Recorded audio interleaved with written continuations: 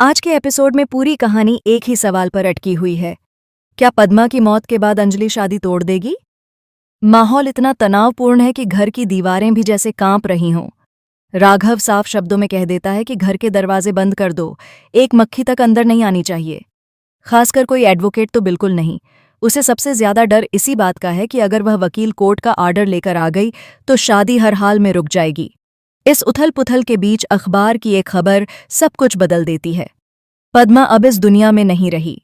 जैसे ही यह खबर युवराज की नज़र से गुजरती है, उसकी पूरी दुनिया उलट पुलट हो जाती है। वह घबराए हुए स्वर में दामोदर मौजूमदार से कहता है, मैं अभी अभी इस दलदल से बाहर आया हूं, मुझे दोबारा मत फंसाइए। लेकिन तभी पीछे से कदमों की आहट सुनाई देती है। युवराज का चेहरा सफ़ेद पड़ जाता है। वह समझ भी नहीं पाता कि क्या होने वाला है। तभी गिन्नी की ठंडी, शांत और तीखी आवाज़ सुनाई देती है। मैं गिन्नी सिंह राजपूत नहीं, रानी मौजूमदार हूं, और रानी जब फैसला ले लेती है तो उसे कोई बदल नहीं सकता। उसकी आंखों में पागलपन और जुनून साफ दिख रहा होता है। वह साफ साफ कहती है कि किसी भी कीमत पर यह शादी होने नहीं देगी। वेद को पाने के लिए वह कुछ भी कर सकती है, धोखा, झूठ, फरेब। कितना भी बड़ा कदम क्यों न हो, गिन्नी रुकने वालों में से नहीं है।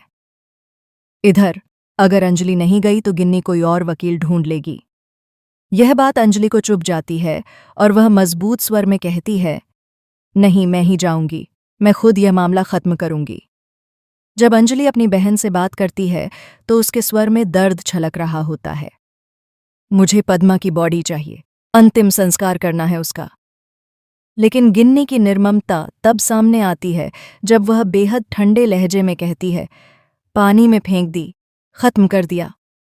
अंजलि का दिल टूटने ही वाला होता है कि तभी अंदर से एक कमजोर, डरी हुई आवाज आती है, वकील दीदी। और बस उसी पल गिन्नी का पूरा खेल सामने आ जाता है।